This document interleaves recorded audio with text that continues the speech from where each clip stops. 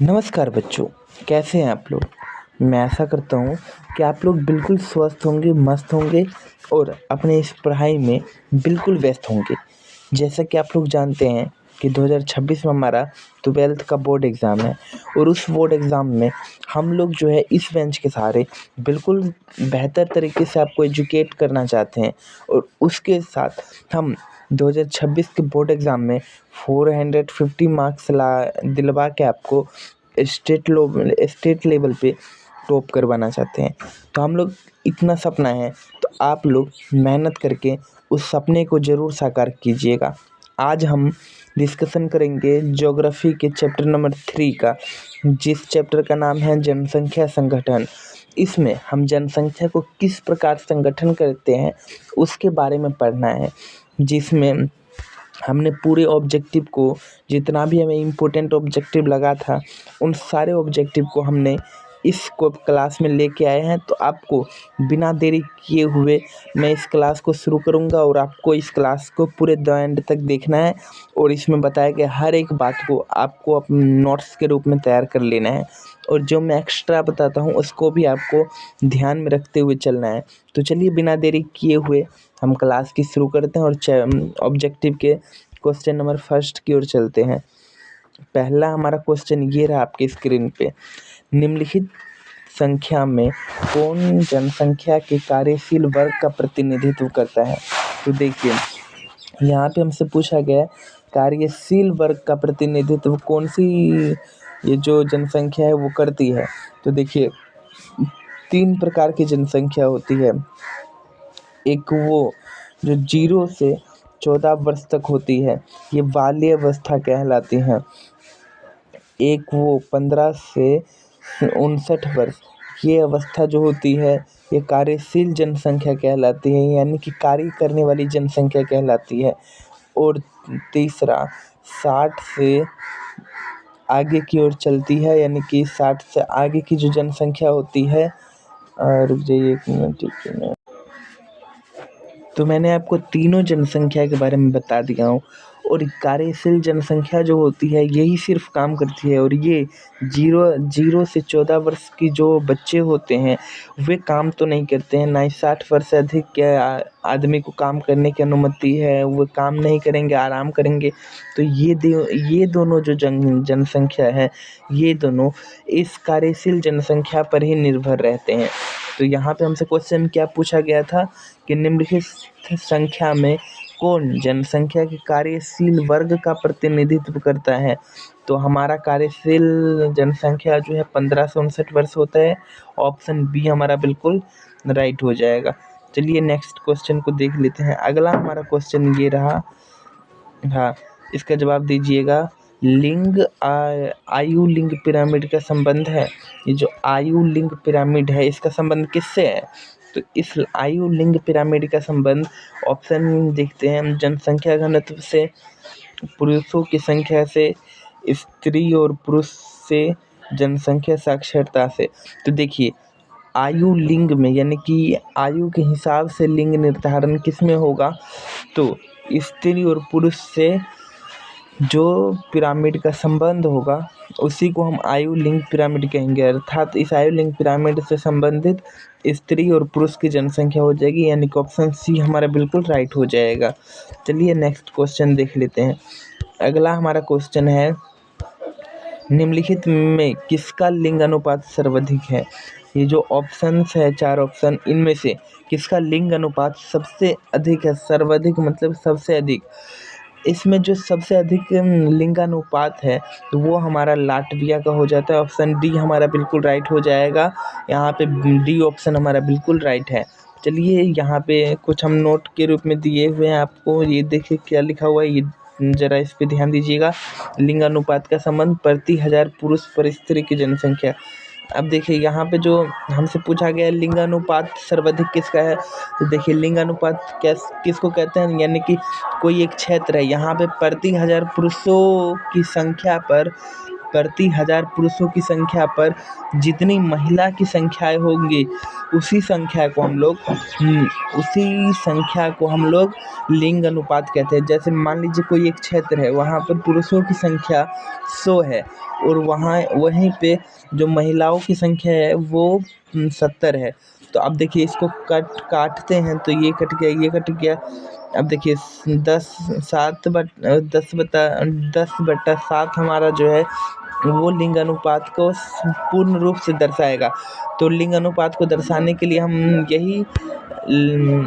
इसी सूत्र का प्रयोग करते हैं, प्रति 1000 पुरुष पर स्त्रियों की संख्या, अर्थात हमारा ऑप्शन डी बिल्कुल राइट हो जाएगा। और लिंग अनुपात सबसे अधिक कहाँ है, तो लाटविया में। और यदि पूछ ले कि सबसे कम कहाँ है, ये पूछ ले यानी कि किसका लिंग अनुपात सबसे कम है, तो वो यूएई संयुक्त अरब अमीरात का सबसे कम लिंगानुपात है। और वहीं सबसे अधिक किसका है, तो लाटविया का है। ऑप्शन डी हमारा बिल्कुल राइट हो जाएगा। चलिए अगला देख लेते हैं। अगला हमारा क्वेश्चन है, निम्नलिखित देशों में से किसका लिंगानुपात सबसे न्यूनतम है। देखिए वही पूछ लिया है जो अब यहाँ वहाँ पे हमसे इससे पहले क्वेश्चन पूछा गया था कि किसका लिंगानुपात सर्वाधिक है, तो लाटविया का सबसे अधिक है। किंतु यहाँ पे पूछा गया कि किसका सबसे न्यूनतम है, यानी कि कम है लिंगानुपात। तो ये जो है यूएई यानी कि संयुक्त अरब अमीरात जो है, इसका लिंगानुपात सबसे कम है। तो ऑप्शन बी हमारा बिल्कुल राइट हो जाएगा। और हमने आपको बताया है कि लिंगानुपात किसे कहते हैं, तो कोई एक क्षेत्र है उसके प्रति 1000 कोई एक क्षेत्र है, उस क्षेत्र में प्रति 1000 पुरुषों की जनसंख्या पर जितनी महिलाएं की जनसंख्या होंगी उसी को हम लोग लिंगानुपात कहेंगे। तो लिंगानुपात को हम लोग समझ गए हैं, स्त्री और पुरुष से संबंधित होता है। प्रति 1000 पुरुषों पर स्त्री की संख्या को दर्शाया जाता है। तो हमारा जो है इस क्वेश्चन में सबसे न्यूनतम लिंगानुपात वाला राज्य कौन सा था, तो हमारा बी ऑप्शन बिल्कुल राइट हो जाएगा, संयुक्त अरब अमीरात। वहीं पूछ लेता सबसे अधिक लिंगानुपात किस में है, तो लाटविया में हो जाता है हमारा। तो ऑप्शन अभी का डी बिल्कुल राइट हो जाएगा। चलिए नेक्स्ट क्वेश्चन देख लेते हैं। अब देखिए यहाँ पे नोट क्या था, तो हम लोग नोट पे भी ध्यान दे देते हैं। कारण, काम, रोजगार, पुरुष प्रवास, यानी कि ये जो सबसे कम लिंगानुपात जो है, सबसे न्यूनतम लिंगानुपात ये संयुक्त अरब अमीरात में क्यों है, क्योंकि यहाँ पर जो है पुरुषों की संख्या सबसे अधिक है। अब क्यों यहाँ पे पुरुषों की संख्या सबसे अधिक है, तो देखिए पुरुष क्यों कहीं किसी स्थान पे जाते हैं, वे काम रोजगार के लिए जाते ही है, क्योंकि काम ही रोजगार के लिए वे सब ज़्यादा जाते हैं। तो यहाँ किसी दूसरे देश से इस अरब अमीरात में पुरुषों का प्रवास होता है। क्यों होता है, तो वे सब काम रोजगार के लिए अपने क्षेत्र को छोड़ के दूसरे क्षेत्र में जाते हैं। तो ऑप्शन बी हमारा बिल्कुल राइट हो जाएगा। चलिए नेक्स्ट क्वेश्चन देख लेते हैं। अगला हमारा क्वेश्चन है, निम्नलिखित में कौन आयु वर्ग नहीं है। तो देखिए मैंने आपको बताया 0 से 14 वर्ष कौन सा आयु वर्ग है, तो ये बाल आयु वर्ग है। कौन सा बाल आयु वर्ग। 15 से 59 कौन सा आयु वर्ग है, कार्यशील आयु वर्ग है। कौन सा, कार्यशील आयु वर्ग।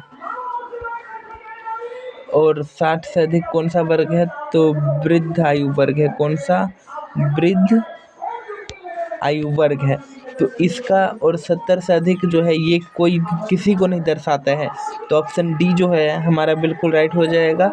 तो यहाँ का जो राइट आंसर है, ये आयु वर्ग कौन नहीं है, तो ये तो बाल आयु वर्ग है, ये कार्यशील आयु वर्ग है, और ये 60 से अधिक वृद्ध वर्ग है। लेकिन 70 से अधिक जो है वो कोई सा भी वर्ग नहीं है। तो ऑप्शन डी हमारा बिल्कुल गलत हो जाएगा, यानी कि ऑप्शन डी हमारा राइट आंसर है। आयु वर्ग ये 70 से अधिक नहीं होता है। तो चलिए आगे ये देखिए नोट के रूप में यहाँ पे वही बात है जो हमने आपको बताया।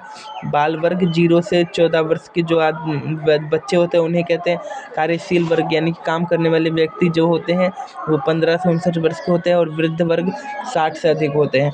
तो इस क्वेश्चन का हमारा आंसर डी है, जो कि काम करने वाले वर्ग नहीं है, तो वो 70 से अधिक होते हैं।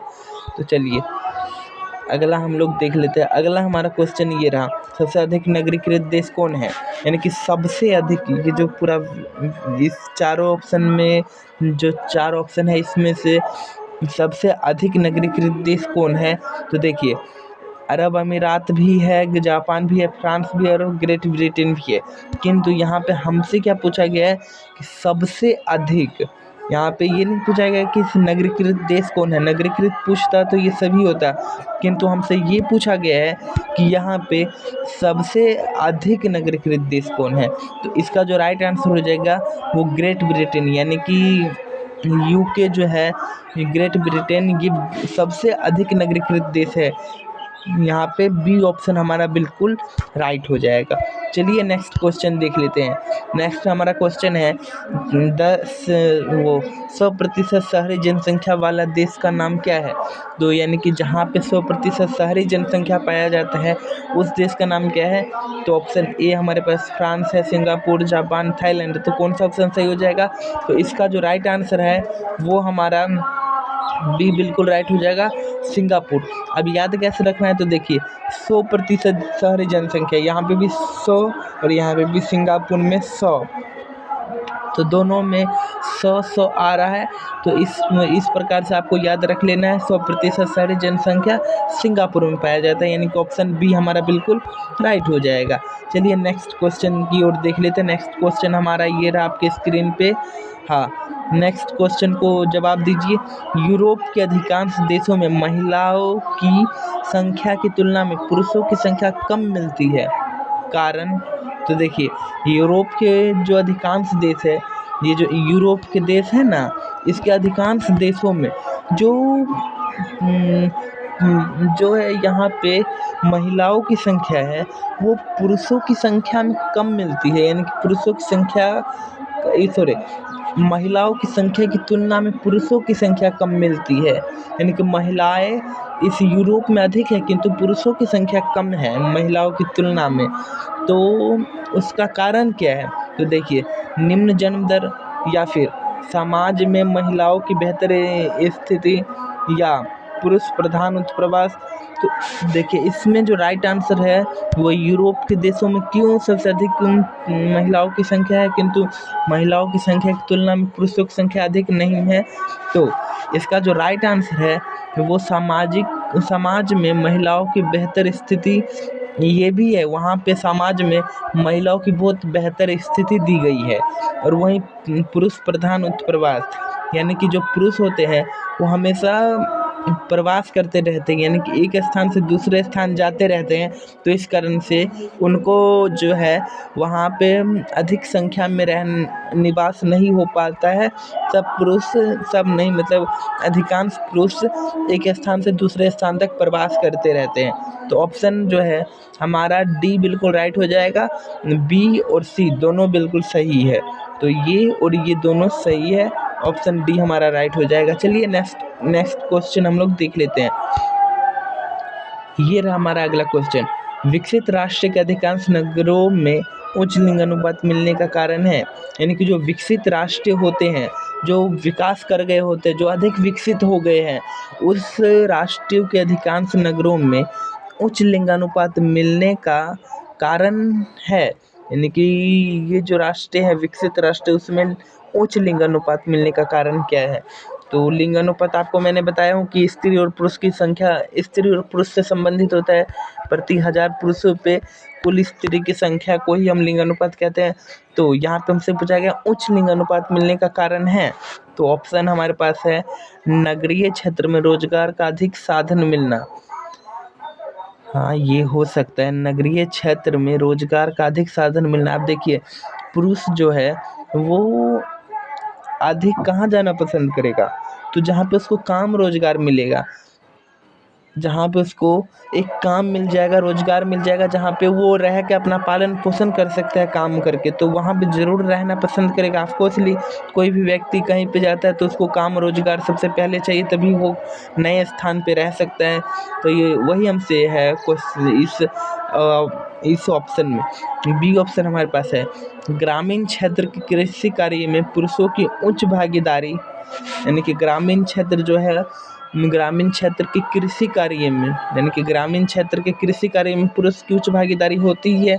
पुरुष बहुत अधिक काम करते हैं, महिलाएं भी बहुत अधिक काम करते हैं, लेकिन यहाँ पे सिर्फ पुरुष की व्याख्या की गई है, तो ये भी राइट ही हो जाएगा, क्योंकि जो किसान होते हैं वे सब हमेशा खेत में रहते हैं और खेत में पूरे 24 घंटे उसकी निगरानी रखनी पड़ती है। खेती करना मामूली बात नहीं है। एक किसान का जीवन किस प्रकार का होता है वो ज़रूर देख लीजिएगा आप लोग। किस प्रकार से वो 24 घंटे उस खेत में गुजार के फसल को तैयार करते हैं और वो फसल हमारे पास आता है तब जाके। तो ऑप्शन बी भी बिल्कुल राइट है, ए भी राइट है। सी देख लेते हैं कैसा है। तो सी हमारा जो है वो बोल रहा है कि ग्रामीण क्षेत्र से नगरीय क्षेत्र की ओर होने वाला महिला प्रवास। तो देखिए, जो ग्रामीण क्षेत्र से नगरीय क्षेत्र की ओर होने वाला महिला प्रवास है वो भी होता है। तो ग्रामीण क्षेत्र से कोई महिला और उसका विवाह यदि उस नगरीय क्षेत्र में हो गया है तो ये महिला ग्रामीण क्षेत्र को छोड़कर उस क्षेत्र में जाएगी, तो ये भी प्रवास होता ही है। तो यानी कि ऑप्शन डी हमारा बिल्कुल राइट हो जाएगा। ये सभी जो ऑप्शन है ये बिल्कुल सही है, क्योंकि उच्च लिंगानुपात के लिए ये सब कारण जिम्मेदार है।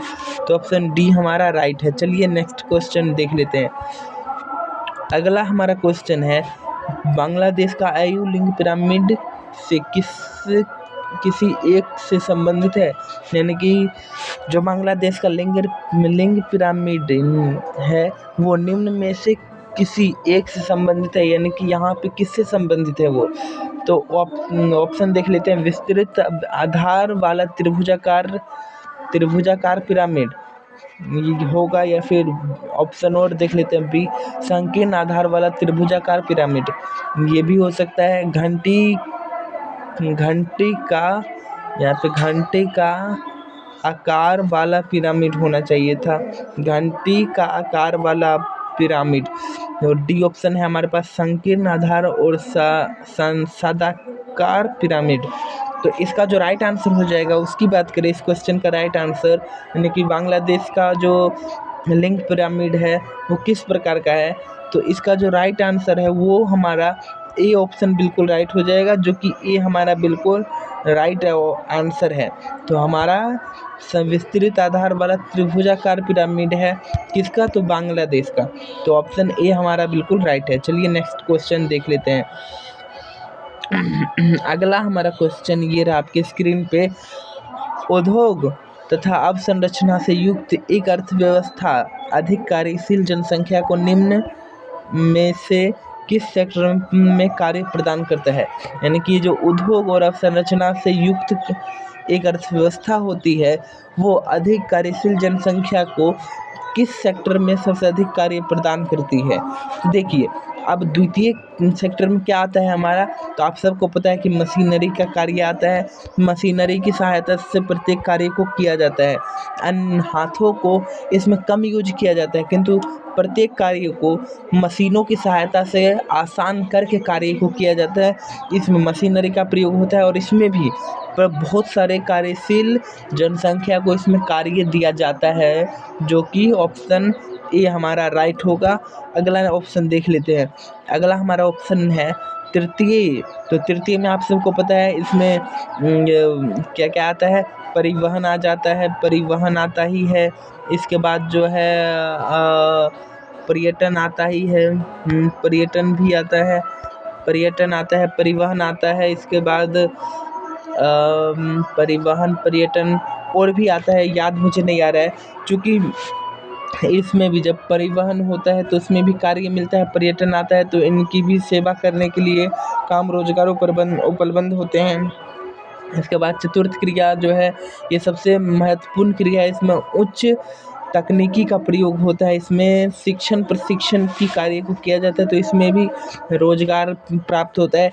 तो यानी कि हमारा जो ये तीनों ऑप्शन है, इन तीनों ऑप्शन में हमें काम रोजगार प्रदान होता है। तो ऑप्शन डी हमारा बिल्कुल राइट हो जाएगा, क्योंकि हमसे क्वेश्चन में ही पूछा गया था कि ये जो उद्योग और अवसंरचना से युक्त अर्थव्यवस्था है इसमें किस सेक्टर में कार्य प्रदान किया जाता है। तो इन तीनों सेक्टर में जो उद्योग अवसंरचना है उनको कार्य प्रदान किया जाता है। अर्थव्यवस्था इसमें पूर्ण महत्वपूर्ण होती है तीनों सेक्टर में। तो ऑप्शन डी हमारा बिल्कुल राइट हो जाएगा।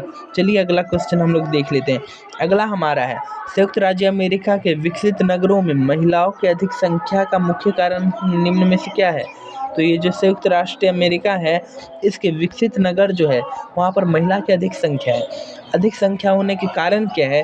तो यहाँ पे ऑप्शन हम लोग देख लेते हैं। ऑप्शन ए हमारे पास है, पुरुष ग्रामीण क्षेत्र में रहने को प्राथमिकता देते हैं।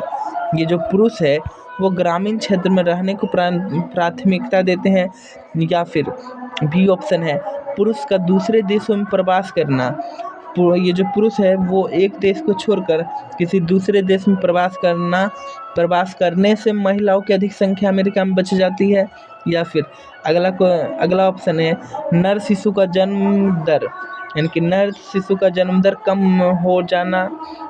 ये भी हो सकता है, लेकिन ऑप्शन हम लोग बेहतर ढूंढते हैं, इससे भी अच्छा देख लेते हैं कौन सा है इस क्वेश्चन के मुताबिक। विशाल रोजगार सुअवसर का लाभ उठाने के लिए नगरों में प्रवास। तो देखिए, जब व्यक्तियों को विशाल लाभ दिया जाएगा, शुभ अवसर दिया जाएगा लाभ उठाने के लिए, तो वे सब कहाँ पर, जहाँ पर उनको ये लाभ दिया जाएगा, वे सब उस स्थान पे ज़रूर जाएंगे। और उस स्थान पे जाएंगे तो वहाँ पर उस अवसर को प्राप्त करने के लिए वहाँ पर रहेंगे कुछ समय के लिए। तो वे सब रहेंगे, तो ये जो धीरे धीरे जनसंख्या, पुरुषों की संख्या है, वो धीरे धीरे इधर जाके प्रवास करने लगी है, तो वे सब इधर रहने लगी है। तो विशाल रोजगार अवसर के प्रवास में वो सब उधर चले गए हैं। तो इस हमसे पूछा क्या गया, यदि पुरुष इस अमेरिका के बहुत नगरों से चले जाएंगे तो यहाँ पे बचेंगे कौन?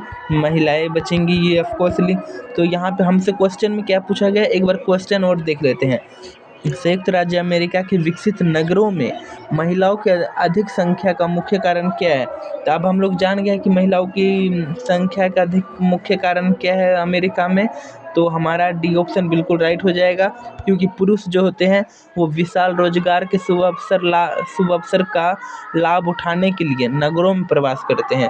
तो ऑप्शन डी हमारा बिल्कुल राइट हो जाएगा। चलिए नेक्स्ट क्वेश्चन देख लेते हैं। देखिए बच्चों, मैं जो यहाँ पे क्वेश्चन में बता रहा हूँ वो तो आपको याद करना ही है, लेकिन जो मैं एक्स्ट्रा में आपको बता रहा हूँ वो भी आपके एग्ज़ाम के लिए काफ़ी इम्पोर्टेंट हो जाता है, इसलिए एक्स्ट्रा में जो हम लोग इधर बताते हैं उसको भी आपको याद रखना है। चलिए अगला क्वेश्चन देख लेते हैं हम लोग।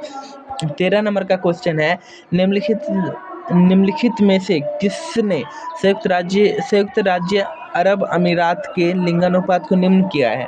यानी कि हम लोग जानते हैं कि सबसे कम लिंगानुपात किसका है? तो सबसे कम लिंगानुपात संयुक्त अरब अमीरात का है। संयुक्त अरब अमीरात का है। और सबसे अधिक लिंगानुपात किसका है? तो सबसे अधिक लिंगानुपात लाटविया का है। तो सबसे अधिक लिंगानुपात लाटविया का है और सबसे कम लिंगानुपात अरब अमीरात का है। तो हमसे ये पूछा जा रहा है इस क्वेश्चन में कि निम्न में से किसने संयुक्त राज्य अरब अमीरात के लिंगानुपात को निम्न किया है? तो इस चार ऑप्शन में किसने अरब अमीरात के लिंगानुपात को निम्न किया है? तो ऑप्शन ए हमारे पास है, पुरुष कार्यशील जनसंख्या का चयनित प्रवास। ये जो पुरुष है, इस कार्यशील जनसंख्या होती है कब? 15 से 59 वर्ष कार्यशील जनसंख्या। तो पुरुष कार्यशील जनसंख्या का चयनित प्रवास, ये जो 15 से 59 वर्ष के व्यक्ति हैं, ये सबसे अधिक मात्रा में यहाँ पे आ रहे हैं। ये ऑप्शन सही हो जाएगा। यानी कि 15 से 59 वर्ष के जो कार्यशील जनसंख्या है वो किसी दूसरे देशों से कार्य करने के लिए संयुक्त अरब अमीरात में आते जा रहे हैं। क्या ये ऑप्शन सही हो जाएगा? या फिर ऑप्शन बी देख लेते हैं, पुरुष की उच्च जन्म दर।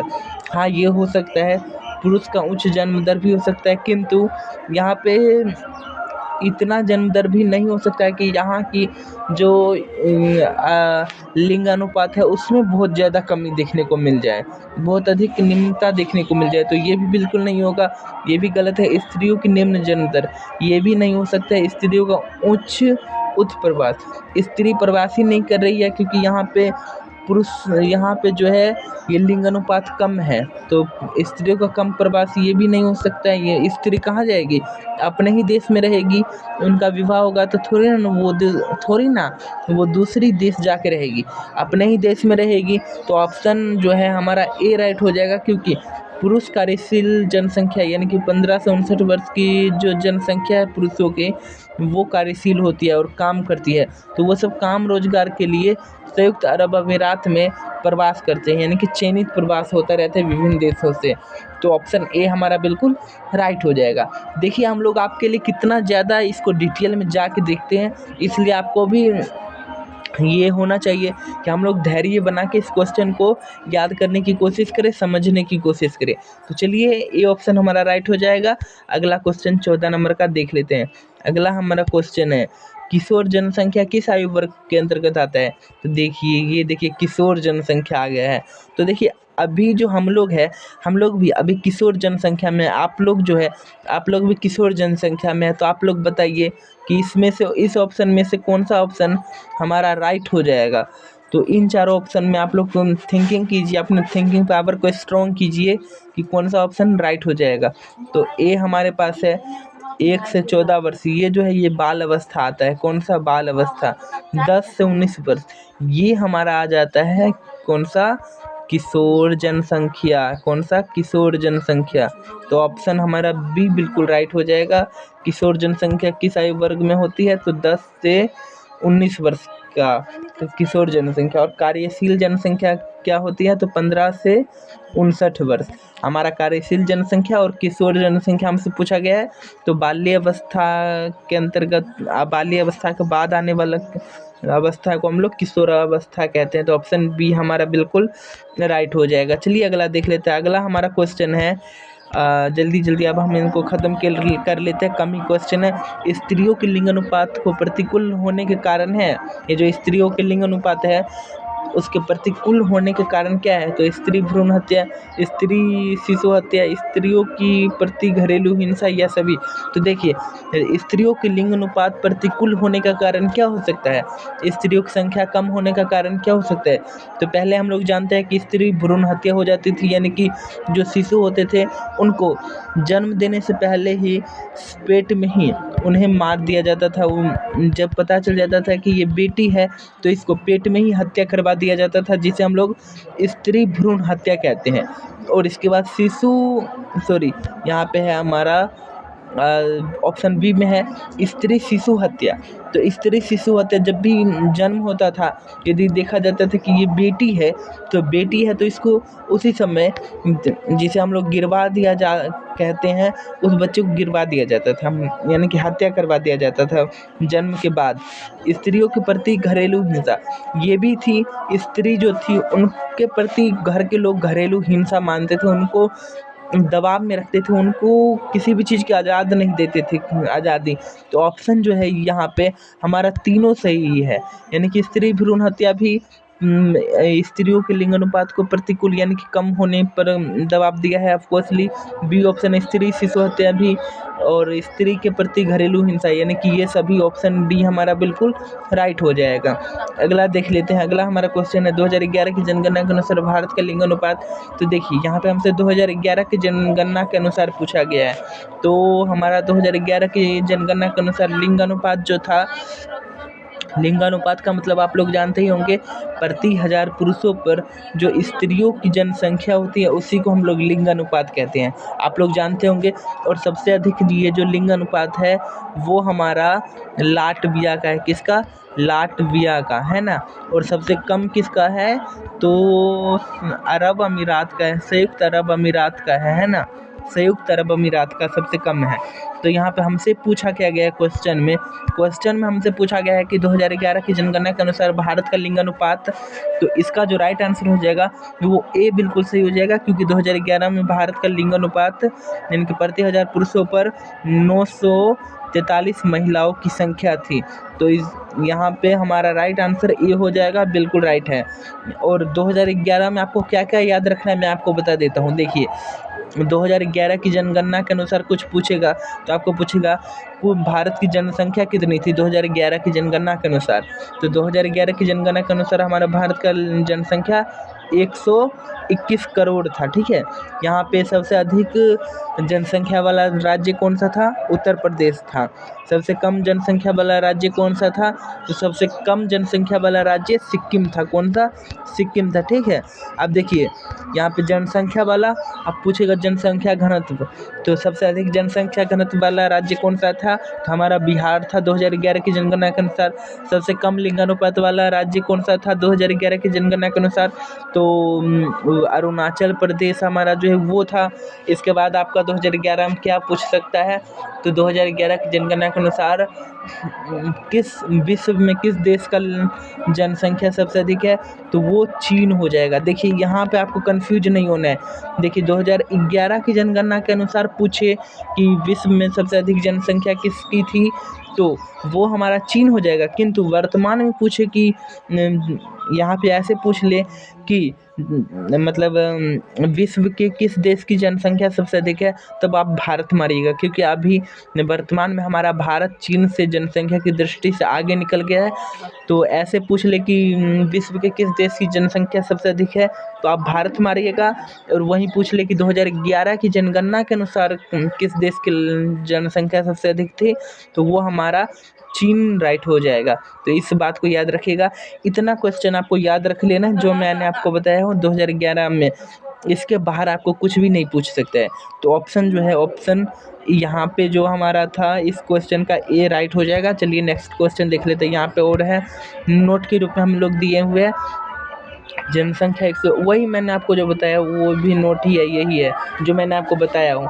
जनसंख्या 121 करोड़ मैंने बता ही दिया हूँ 2011 की जनगणना के अनुसार। यानी कि 2011 की जनगणना के अनुसार भारत की जनसंख्या क्या थी? तो 121 करोड़ थी। सबसे अधिक जनसंख्या भारत में किसकी थी 2011 की जनगणना के अनुसार? उत्तर प्रदेश की थी, यही हम लोग बता दिए हैं। और सबसे कम किसकी थी? तो सिक्किम की थी। किसकी? सिक्किम की। सबसे अधिक जनसंख्या घनत्व किसका था? तो बिहार का था। और सबसे कम जनसंख्या घनत्व किसका था? अरुणाचल प्रदेश का था। वहीं पूछ लेता कि सबसे अधिक जनसंख्या 2011 की जनगणना के अनुसार विश्व में किसकी थी? तो चीन की थी। और वर्तमान में पूछ ले कि किसकी है, तो ये हमारा भारत आ जाएगा, बिल्कुल राइट हो जाएगा। तो अगला क्वेश्चन हम लोग देख लेते हैं। नेक्स्ट क्वेश्चन हमारा है, निम्नलिखित में कौन सी जनसंख्या वर्ष आश्रित नहीं है? यानी कि निम्नलिखित में कौन सी जनसंख्या कार्यशील वर्ग पर आश्रित नहीं है? यानी कि निम्नलिखित में कौन सी जनसंख्या आश्रित नहीं है? यानी कि इसमें हमको बताना है क्योंकि इन तीनों में से कौन जनसंख्या आश्रित नहीं है। तो देखिए बाल वर्ग जो है ये अभी इनका आयु कितना हो रहा है? 1 से 14 वर्ष है। तो ये सब काम थोड़ी ना करेंगे, क्योंकि कानून भी ये अधिकार देता है कि बाल वर्ग जो है वो कार्य नहीं करेंगे। ऑप्शन बी हमारे पास है। ये वृद्ध वर्ग, ये जो 60 वर्ष से अधिक हो जाते हैं, ये भी काम करने लायक नहीं होते, तो इनको भी सरकार पेंशन देने लगती है। और इनको कहते हैं कि आप लोग आप आराम कीजिए, आप आराम करके घर पर ही बैठिए, खाइए पिए और घर में ही रहिए, तो आप भी आप काम मत कीजिएगा, तो ऐसा कहते हैं। लेकिन कार्यशील जनसंख्या जो है उसका आयु कितना होता है? 15 से 59 होता है। ये पता है हम सबको, 15 से 59 ये जनसंख्या काम करता है। तो ये जो बाल वर्ग है और ये वृद्ध वर्ग है, ये दोनों किस पर आश्रित रहेंगे? जो काम करेंगे, यानी कि कार्यशील जनसंख्या पर आश्रित रहेंगे। तो ऑप्शन इस क्वेश्चन का जो राइट आंसर हो जाएगा वो बी बिल्कुल राइट हो जाएगा। चलिए नेक्स्ट क्वेश्चन देख लेते हैं। अगला हमारा है, भारत में विश्व की कुल जनसंख्या के कितने प्रतिशत लोग बसते हैं? यानी कि जो हमारा भारत है उसमें पूरे विश्व के कितने प्रतिशत जनसंख्या निवास करता है? तो देखिए भारत जो है वो हमारा दक्षिण एशिया में पड़ता है, और यहाँ पे पूरे विश्व की जो जनसंख्या है उसका 17% जनसंख्या अकेले भारत में निवास करता है।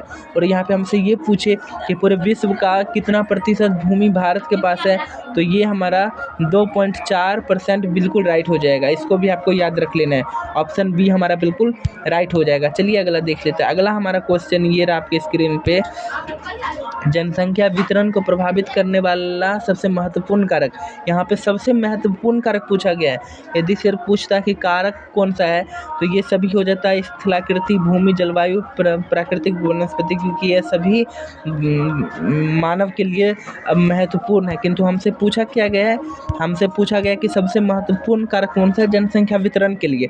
तो यहाँ पे हमारा जलवायु जो ऑप्शन है वो बिल्कुल सही हो जाएगा। राइट आंसर जलवायु हो जाएगा। ये बिल्कुल राइट है। आपको यहाँ से कहीं भी नहीं जाना और इस क्वेश्चन को भी आपको याद रख लेना है, स्क्रीनशॉट ले लेना है। चलिए नेक्स्ट क्वेश्चन देख लेते हैं। विश्व में जनसंख्या की दृष्टि से भारत का स्थान कौन सा है? तो विश्व अभी यानी कि अभी की बात कर रहा है तो विश्व में जनसंख्या की दृष्टि से भारत का स्थान प्रथम हो गया है। और 2011 की जनगणना के अनुसार पूछे तो दूसरा हो जाएगा, क्योंकि 2011 में चीन सबसे अधिक था जनसंख्या के मामले में। कुल जनसंख्या और कुल भूमि के अनुपात को क्या कहते हैं? देखिए यहाँ पे कुल जनसंख्या है और कुल भूमि के अनुपात को क्या कहेंगे? तो वहाँ पे हमारा जनसंख्या घनत्व हो जाएगा, क्योंकि जनसंख्या घनत्व क्या कहता है? कोई एक क्षेत्र में प्रत्येक किलोमीटर क्षेत्र में रहने वाली जो जनसंख्या है उसी के अनुपात को हम लोग जनसंख्या घनत्व कहते हैं। यानी कि ऑप्शन सी हमारा बिल्कुल राइट हो जाएगा। 1 किलोमीटर क्षेत्र में रहने वाले लोगों की संख्या को हम लोग जनसंख्या घनत्व कहते हैं। ऑप्शन सी हमारा राइट हो जाएगा। अगला देख लेते हैं। एक स्थान से दूसरे स्थान पर जाकर रहने की प्रक्रिया को क्या कहते हैं? यानी कि ये कोई ए स्थान है, ठीक है, और ये बी स्थान है। अब यहाँ से कोई व्यक्ति यहाँ पे जाके रह रहा है, एक स्थान को छोड़कर दूसरे स्थान पे रह रहा है, इसको क्या कहेंगे?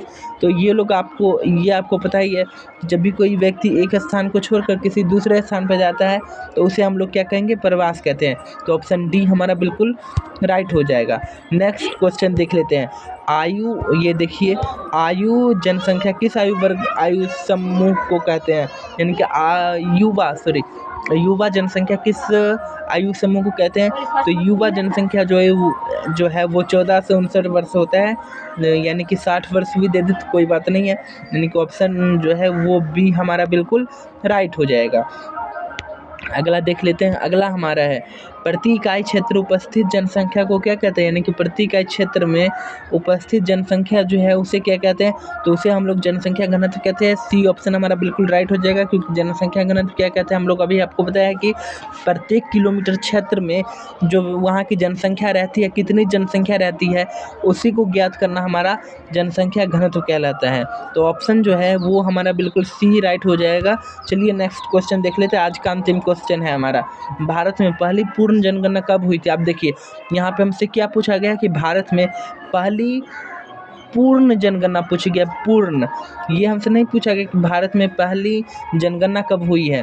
यदि ऐसा पूछता कि भारत में पहली जनगणना कब हुई है तो इसका जो राइट आंसर होता वो 1872 हो जाता।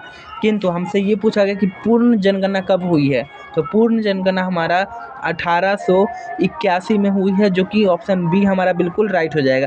तो चलिए बच्चों, आज की क्लास को मैं यहीं पे द एंड करता हूँ। आशा करता हूँ कि मैंने आपको जो बताया है वो आपको बिल्कुल समझ आ गया होगा, बिना किसी झंझट के आपके दिमाग में बिल्कुल सेट हो गया होगा। और आपको हो सके तो आप लोग इस क्वेश्चन को पूरी तरह से याद कर लीजिएगा, क्योंकि ऑनलाइन क्लास करने का आपको फ़ायदा ये होता है कि जो चीज़ आपको एक बार में समझ नहीं आया हो वो आपको दोबारा समझ सकते हैं। तो ऑप्शन हमारा जो यहाँ का जो जितना ऑप्शन है उन सबको आपको सही तरीके से देखना है कि किसका कौन सा आंसर राइट है।